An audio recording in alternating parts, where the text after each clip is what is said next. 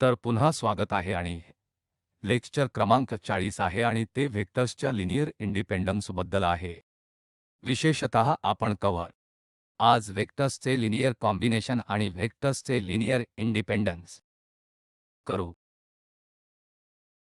तर एक linear combination म्हणजे काय? या प्रकारचा lambda expression 1v1 plus lambda 2v2 plus lambda nv n आणि जिथे हा लॅम्बडा रिअल संख्यांचा सेट आहे यास वेक्टर्स v1 v2 v3 आणि vn चे लिनियर कॉम्बिनेशन म्हणतात। तर येथे दिलेल्या वेक्टर्समध्ये हा v1 v2 vn एक्सप्रेशन आहे 2 येथे lambda 1 v1 plus lambda 2 v2 आणि या प्रकारे n vn यास या वेक्टर्सचे लिनियर कॉम्बिनेशन म्हणतात जेथे हा लॅम्बडा रिअल संख्येच्या सेट संबंधित आहेत। आणि येथे फक्त एक टिप्पणी लहान टिप्पणी आहे म्हणून VR वरील व्हेक्टर स्पेसशी संबंधित आहे जो V हा एक व्हेक्टर स्पेस आहे आणि V लहान v हा एक प्रसंग आहे। व्हेक्टर स्पेस V हे V मध्ये v1 v2 v3 vn चे लिनियर कॉम्बिनेशन आहे म्हणून हे सर्व V मध्ये व्हेक्टर आहेत आणि आपण म्हणतो की हे v1 v2 v3 vn चे लिनियर कॉम्बिनेशन आहे। जर अस्तित्वात असल्यास scalars lambda 1 lambda 2 lambda 3 lambda m आणि ते r चे संबंधित आहेत कारण v स्केलर आहेत जसे की आपण हे v चे येथे इतर लिनियर कॉम्बिनेशन म्हणून दिलेले v लिहू शकतो। मग आपण म्हणतो की हे v vector v1 v2 v3 vn चे लिनियर कॉम्बिनेशन आहे। जर आपण हे v लिहू शकतो lambda 1 v plus lambda 2 v plus lambda n म्हणून आपण यास वेक्टर v म्हणतो जे आहे पुन्हा हा वेक्टर अधिक जनरल टर्म आहे। आपण वेक्टर स्पेस पासून ज्याबद्दल बोलत आहोत ते मॅट्रिसेस असू शकतात ते पॉलिनोमियल असू शकतात वगैरे। मग इथे तर येथे दिलेले v आपण या इतर वेक्टरचे लिनियर कॉम्बिनेशन म्हणून लिहू शकतो v। मग आपण म्हणतो की हे vector v1 v2 v3 vn चे लिनियर कॉम्बिनेशन आहे। म्हणून येथे उदाहरण आपण हे 4 वेक्टर्स घेतो अल्फा बीटा गामा आणि डेल्टा। तर येथे 4 3 5 हे ट्रान्सपोज करतात म्हणून आपल्याकडे हे आहेत कॉलम वेक्टर। येथे देखील आपल्याकडे 0 1 3 आणि 2 1 1 आणि 4 2 2 आहेत। आता आंस खालील प्रश्न आहेत। आता आपल्याला हे अल्फा आहे का ते तपासायचे आहे। बीटा आणि गामाचे एक लिनियर कॉम्बिनेशन आहे आपण ते देखील पाहू। जर हा बीटा एक लिनियर कॉम्बिनेशन आहे गामा आणि हा डेल्टा आणि हा गामा अल्फा आणि बीटाचा एक लिनियर कॉम्बिनेशन आहे म्हणून येथे या प्रश्नांची उत्तरे देतील। जर हे अल्फा बीटा आणि गामाचे लिनियर कॉम्बिनेशन असेल तर पहिला काय उत्तर द्यायचे ते आपल्याला दाखवायचे आहे की हा अल्फा येथे हा अल्फा आहे एक बीटा आणि गामाच्या लिनियर कॉम्बिनेशनमुळे हा बीटा आहे आणि मग इथे आपल्याकडे गामा आहे म्हणून तर आपण हा अल्फासाठी lambda 1 beta plus lambda 2 gamma म्हणून लिहू शकतो। लॅम्बडा मग आपण म्हणूया होय हा अल्फा बीटा आणि गामाचा एक लिनियर कॉम्बिनेशन आहे। तर आता हे करण्यासाठी आपण ते शक्य आहे की नाही ते तपासू आणि अखेरीस या सर्व प्रश्नांची उत्तरे देण्यासाठी आपण शक्यतो सिस्टम ऑफ लिनियर इक्वेशन सोबत संपतो आणि आपल्याला एका लिनियर इक्वेशनची ही सिस्टम सोडवायची आहे जी आपण जसे लिहू शकतो। आपण पुन्हा हे थोडेसे सोपे करू शकतो। लेफ्ट हँड साइडला आपल्याकडे 4 आहेत आपल्याकडे 3 आहेत आणि 5 आहे ते वेक्टर आहे। पहिल्या इक्वेशनच्या राइट हँड साइडला जर आपण लॅम्बडा 1 पट 0 अधिक लिहिले तर हे 2 लॅम्बडा 2 टाइम्स म्हणजे आपल्याकडे मुळात 2 टाइम्स लॅम्बडा 2 आहे। दुसरे इक्वेशन लॅम्बडा 1 प्लस हे लॅम्बडा 2 असेल आणि मग आपल्याकडे 3 लॅम्बडा 1 आहे आणि प्लस लॅम्बडा 2 त्यामुळे हे इक्वेशन आहे। पहिले इक्वेशन म्हणते की 2 लॅम्बडा 2 हे 4 च्या इक्वल आहे जिथे आपल्याला लॅम्बडा 2 मिळतात ते 2 इक्वल आहेत या दुसरे इक्वेशनातून। मग त्यांनी या 3 आणि लॅम्बडा 2 वर आधीच काम केले पाहिजे म्हणून येथून आपल्याला ते लॅम्बडा 1 असणे आवश्यक आहे आणि हे 3 लॅम्बडा 1 प्लस लॅम्बडा 2 हे 5 च्या इक्वल आहे म्हणून आता कुठे हे तपासावे लागेल की ते देखील समाधानी आहे की नाही। हे 3 टाइम्स हे लॅम्बडा 1 आणि प्लस हे लॅम्बडा 2 आणि यामुळे आपल्याला 5 मिळतील, त्यामुळे तिसरा इक्वेशन देखील समाधानी आहे। म्हणून या लॅम्बडासाठी 1 आणि 1 इक्वल आहे लॅम्बडा 2 म्हणजे 2 हा संबंध समाधानी आहे। याचा अर्थ आपल्याकडे हा अल्फा आहे लॅम्बडा 1 इक्वल आहे बीटा आणि प्लस हे लॅम्बडा 2 म्हणजे 2 गामा म्हणजे आपल्याकडे अल्फा बीटा आणि गामा अल्फा यांच्यातील हा संबंध बीटा अधिक 2 टाइम्स आहे गामा। त्यामुळे नैसर्गिकरित्या हा अल्फा एक लिनियर कॉम्बिनेशन आहे आणि बीटाचे एक लिनियर कॉम्बिनेशन आहे आणि गामा जे आपण यात पाहिले आहे। उदाहरण आता आपण दुसरा तपासू की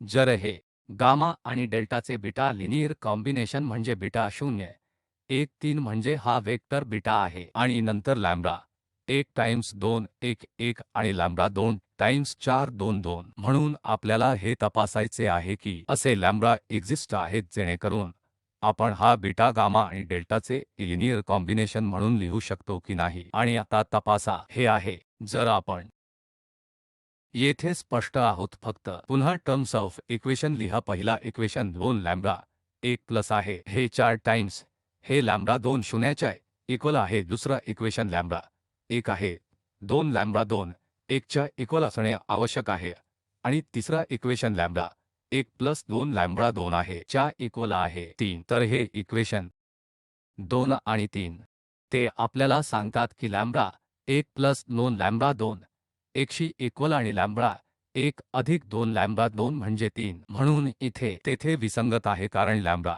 1 प्लस 2 लॅम्बडा 2 हे इक्वेशन सांगते की हे 1 असले पाहिजे की हे 3 असणे आवश्यक आहे। त्यामुळे असे लॅम्बडा शोधणे शक्य नाही जे या दोन इक्वेशनचे समाधान करतात ते पहिला एक बद्दल विसरतात। म्हणून येथे निश्चितपणे मग आपल्याला असे लॅम्बडा मिळत नाहीत जे या संबंधास समाधान देऊ शकतील। येथे beta lambda 1 gamma plus lambda 2 गामाच्या इक्वल आहे लॅम्बडा 2 डेल्टा जसे। तर आता आपल्याला काय मिळते याचा अर्थ असा की हा बीटा या 2 चे लिनियर कॉम्बिनेशन नाही।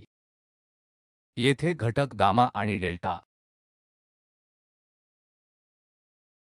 म्हणून हे एक विसंगत सिस्टम आहे आणि त्यावर कोणताही सोल्युशन नाही आणि म्हणून बीटा हे गामा आणि डेल्टाचे लिनियर कॉम्बिनेशन नाही।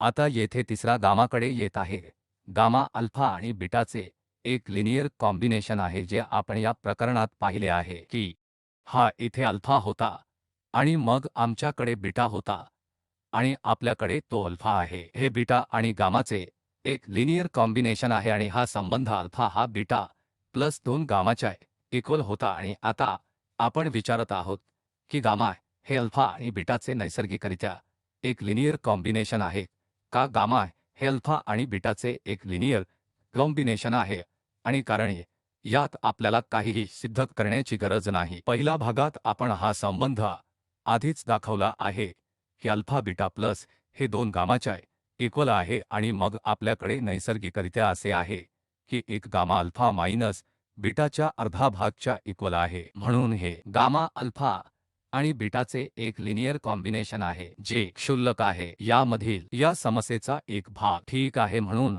आता पुढे जात आहोत येथे टॉपिक आपण वेक्टर्सचे लिनियर इंडिपेंडन्स बद्दल बोलणार आहोत आणि आपल्याकडे येथे काय आहे म्हणून V ही वेक्टर स्पेस आहे जी आपण घेतो आणि मग वेक्टरचा मर्यादित सेट म्हणजे V1 V2 V3 Vn या वेक्टर स्पेसचा V असे म्हटले जाते की हे लिनियरली इंडिपेंडंट आहे। येथे वेक्टरचा हा सेट लिनियरली इंडिपेंडंट असल्याचे म्हटले जाते जर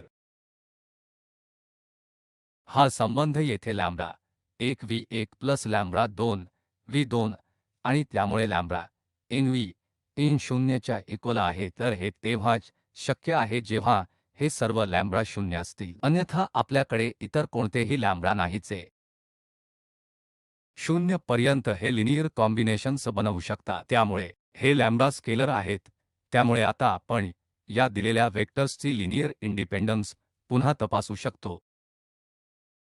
येथे दिले आहे म्हणून या लिनियर इंडिपेंडन्ससाठी आपल्याला काय तपासावे लागेल? जर हे लिनियर कॉम्बिनेशन जे आहे दिलेला lambda 1 V 1 plus lambda 2 V 2 lambda N 0 च्या इक्वल आहे। ही इक्वेशन सोडवल्यानंतर जर आपल्याला लॅम्बडा म्हणून एकमेव सोल्युशन मिळाले तर 1 लॅम्बडाच्या इक्वल आहे 2 लॅम्बडाच्या इक्वल आहे एन 0 च्या इक्वल आहे, मग आपण म्हणतो की हा सेट लिनियरली इंडिपेंडंट आहे। पण जेव्हा आपल्याला मिळेल लॅम्बडा नॉनझिरो सोल्युशनचे काही इतर सोल्युशन नंतर ते अवलंबून असतील म्हणून ते नाही, त्या बाबतीत इंडिपेंडंट म्हणून हे उदाहरण कन्सिडर करूया।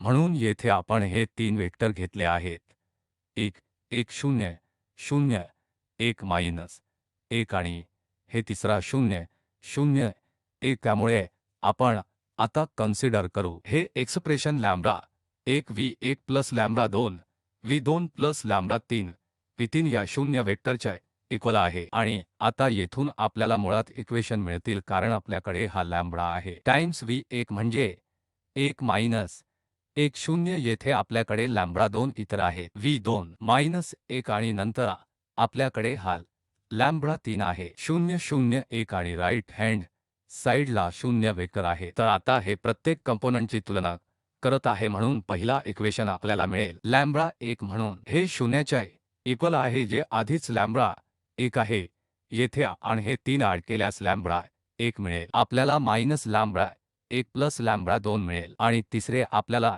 इथे मायनस लॅम्बडा 2 आणि plus lambda 3 minus lambda 2 plus lambda 3 मिळतील आणि राईट हँड साइडच्या इक्वल आहे 0 वेक्टर आहे म्हणून आपल्याकडे 0 स्वल्पविराम आहे। आणि आता येथून आपल्याला प्रत्यक्षात 3 इक्वेशन्स मिळतात आणि हे इक्वेशन सोडवल्यानंतर आपण ते पाहू आपल्याला लॅम्बडाच्या टर्म्सचे एक युनिक सोल्युशन मिळत आहे आणि युनिक सोल्युशन नैसर्गिकरित्या 0 0 0 असेल कारण आपल्याकडे नेहमी असेच असते अशी system lambda 1 V 1 plus lambda 2 V 2 lambda 3 equal 0 आहे म्हणून नैसर्गिकरित्या सर्व ज्याला आपण येथे क्षुल्लक सोल्युशन म्हणतो ते 0 0 लॅम्बडासाठी 0 आहे परंतु आपल्याकडे फक्त क्षुल्लक सोल्युशन आहे जे 0 सोल्युशन असल्यास आपल्याकडे काही क्षुल्लक सोल्युशन आहे की नाही हे आपल्याला दिसेल मग आपण म्हणतो की ते लिनियरली इंडिपेंडंट आहे। म्हणून येथे आपण काय निरीक्षण करू कारण पहिला इक्वेशन तुम्हाला लॅम्बडा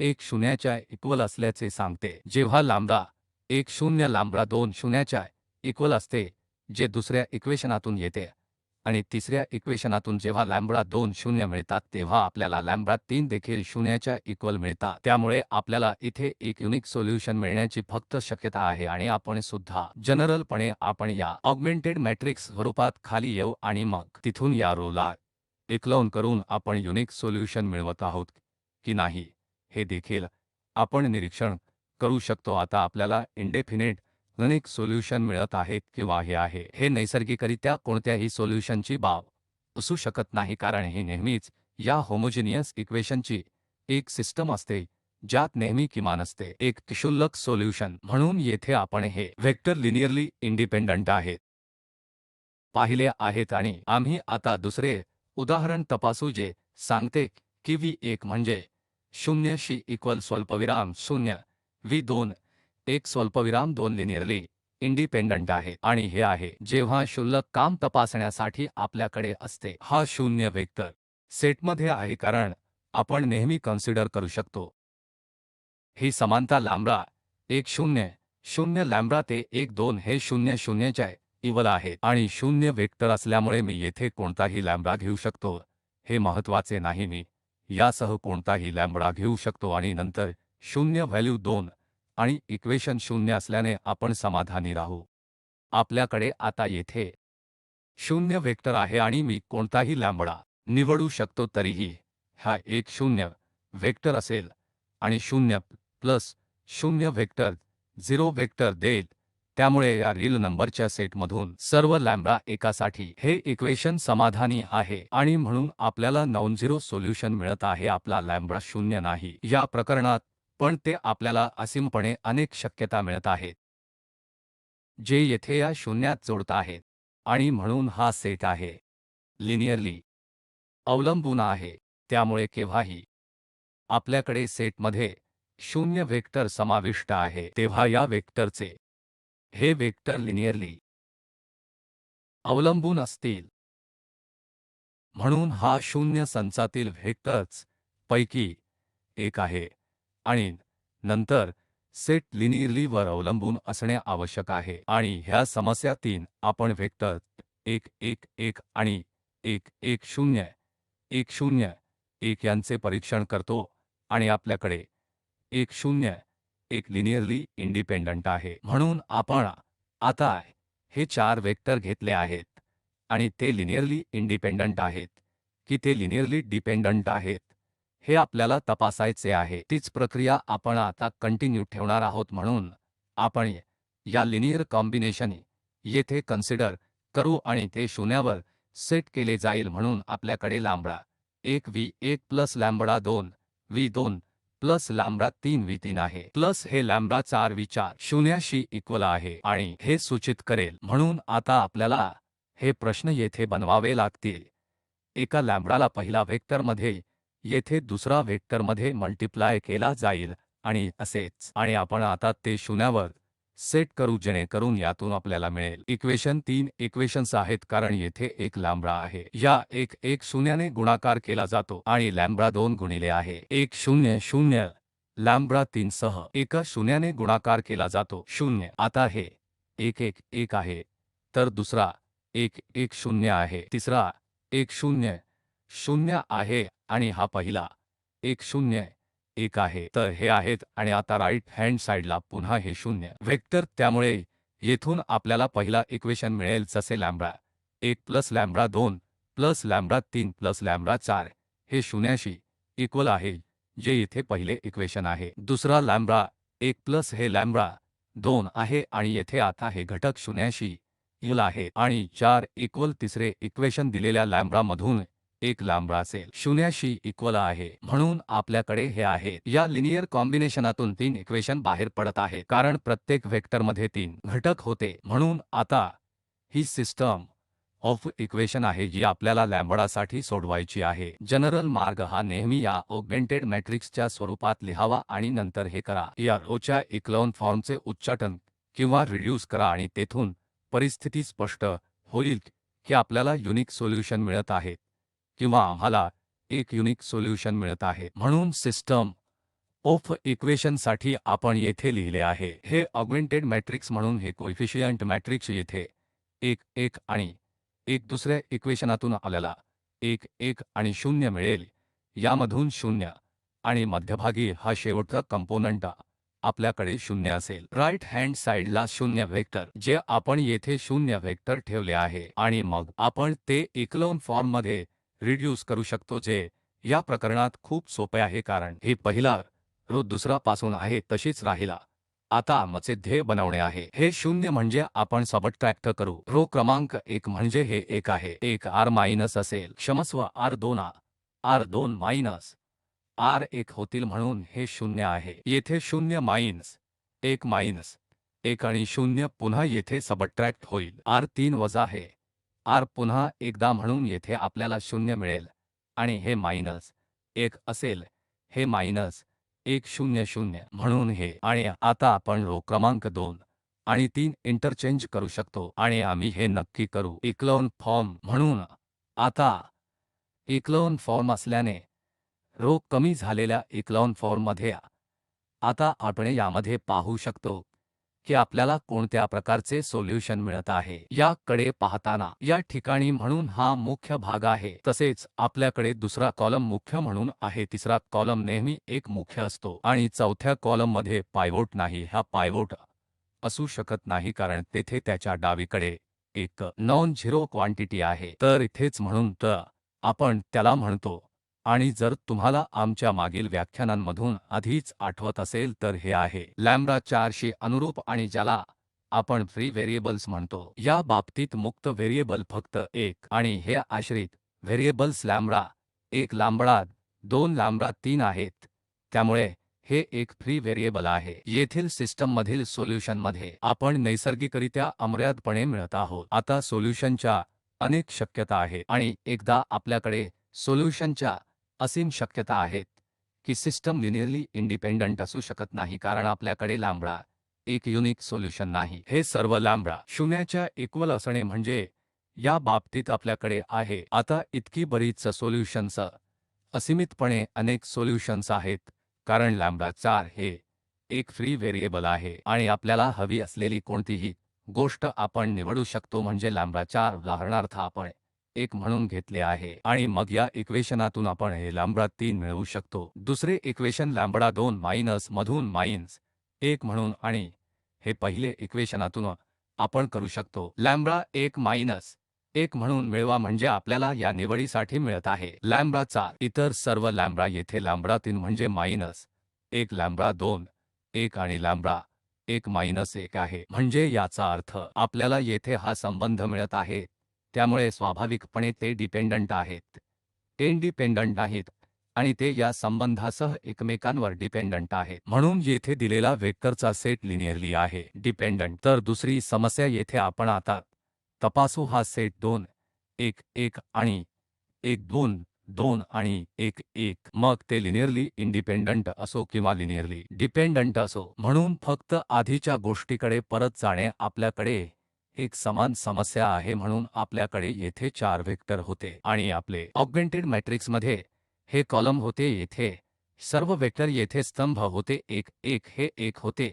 1 0 म्हणून आपण हे सर्व येथे स्तंभांमध्ये राईट हँड साइडला ठेवले, हे बी नेहमी 0 आहे जे आपण करू शकतो। आम्हाला नेहमी 0 0 0 देखील लिहावे लागत नाही कारण ते आहे बदलणार नाही म्हणून आपण फक्त स्वतःच काम करू आणि मिळवू शकतो। रोने ह्या इक्लोन फॉर्म कमी केला तेथून आपण निष्कर्ष काढू शकतो सोल्युशनचे अस्तित्व आहे म्हणून आता येथे परत या एका नवीन समस्येकडे परत येताना आपल्याकडे हे 3 वेक्टर आहेत, हे आपल्याला लिनियरली तपासायचे आहे या वेक्टर्सचे इंडिपेंडन्स। त्यामुळे आम्ही काय विचार करू, आम्ही थेट कन्सिडर करतो ऑगमेंटेड मॅट्रिक्स जे आपण पूर्वी सिस्टम ऑफ लिनियर इक्वेशनद्वारे तयार केले आहे म्हणून येथे प्रत्येक वेक्टर कॉलम असतील तर 2 1 1 आणि मग आपल्याकडे 1 2 2 आहे आणि नंतर तिसरा आपल्याकडे 1 1 1 आणि राईट हँड साइडला पुन्हा 0 आहे। तर आता आपण हे रिड्यूस करू, इक्लोन फॉर्म रिड्यूस केला जो या बाबतीत आपण पाहतो त्यापेक्षा खूपच सोपा आहे 1 2 1 आणि हे 1 ते हे समान आहेत म्हणून त्यापैकी एक येथे लगेच 0 येईल आणि नंतर इक्वेशन क्रमांक 1 मधून आपण इक्वेशन क्रमांक 2 कमी करू शकतो म्हणून आपल्याला शेवटी हा रो कमी झालेला इक्लोन फॉर्म मिळेल आणि आता जेथे आपल्याकडे आहे हा पायवोट एलिमेंट आहे आणि हा पायवोट एलिमेंट आहे आणि हा तिसरा कॉलम येथे पायवोट एलिमेंट नसतील म्हणून आपल्याकडे हे 2 पायवोट एलिमेंट आहेत, येथे ही 0 रो आहे आणि आपण काय निष्कर्ष काढतो त्यामुळे आपल्याकडे फ्री व्हेरिएबल आहे, आपल्याकडे फ्री व्हेरिएबल आहे, हे लॅम्बडा 3 कॉलम 3 शी अनुरूप एक मुक्त व्हेरिएबल आहे आणि जे आपण आपल्याला आवडेल ते निवडू शकतो। फक्त गणनाच्या सामान्यकरणासाठी आपण 3 लॅम्बडा घेतले आहे ते -3 शी इक्वल आहे आणि मग हे लॅम्बडा 2 आणि लॅम्बडा 1 या इक्वेशन संख्या 2 मधून आणि इक्वेशन संख्येतून 1 आपल्याला मिळेल इतर 2 1 आपण हे लॅम्बडा 3 निश्चित करतो, आपण लॅम्बडा 3 साठी येथे इतर कोणतीही संख्या घेऊ शकतो, आपल्याकडे आपल्याला लॅम्बडा 3 निवडण्यास स्वातंत्र्य आहे म्हणून या कॉम्बिनेशनसह आपल्याला उदाहरणार्थ V1 प्लस V2 आणि मायनस V3 टाइम्स V3 शून्यच्या इक्वल मिळत आहे आणि येथे अनेक शक्यता असू शकतात। जर आपण हे लॅम्बडा 3 साठी 1 म्हणून निवडले तर आपल्याला या लॅम्बडासाठी वेगवेगळे लॅम्बडा 1 लॅम्बडा 2 किंवा इतर कोणतीही संख्या सुसंतपणे मिळेल, आपल्याकडे असू शकेल असे हा लॅम्बडा 1 आणि लॅम्बडा 2 बदलेल, हे निश्चितपणे युनिक सादरीकरण नसेल, येथे शक्य तितके सादरीकरण पण हे म्हणते की हे वेक्टर लिनियरली डिपेंडंट आहेत आणि त्यांच्या डिपेंडन्सीसाठी येथे एक संबंध आधीच येथे V1 प्लस V2 इक्वल आहे 3 टाइम्स V3 हे आपल्यावर एक डिपेंडन्सी आहे दाखवले या बाबतीत आणि हा सेट लिनियरली डिपेंडंट आहे। तर आपल्याकडे काय आहे, आज शिकलो ते लिनियर बद्दल आहे।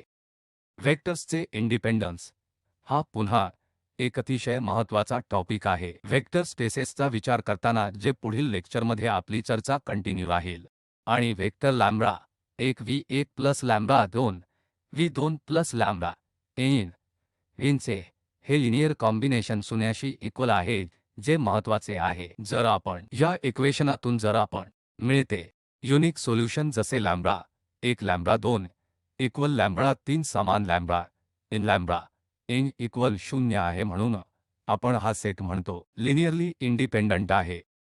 कारण आपण एकमेकांवरील वेक्टरवर डिपेंडन्सी असू शकत नाही, कारण या संबंधातून बाहेर पडण्याची ही एकमेव शक्यता आहे, म्हणून ते आपण करू शकत नाही. या वेक्टरमध्ये कोणत्याही प्रकारची डिपेंडन्सी लिहा आणि ज्या कारणाने आपण त्यांना या लिनियर इंडिपेंडंट म्हणतो ते म्हणजे जेव्हा जेव्हा आपल्याला मिळत असतात तेव्हा ते इंडिपेंडन्स असतात. एक नॉन झिरो सोल्यूशन आणि ते असीमपणे अनेक सोल्युशन्सच्या बाबतीत असेल. म्हणून आता आपल्याकडे हे संबंध लिहून ठेवण्याचे बरेच मार्ग असू शकतात, जेणेकरून एखादा इतरांच्या टर्म्सनुसार लिहिण्यात येईल. आणि त्याच बाबतीत आहे जिथे आपण ज्याला लिनियर डिपेंडंटसी म्हणतो त्या बाबतीत ते वेक्टर्स लिनियरली डिपेंडंट असतील. म्हणून या लेक्चरमध्ये हे संदर्भ आपण वापरले आहेत आणि आपण लक्ष दिल्याबद्दल धन्यवाद.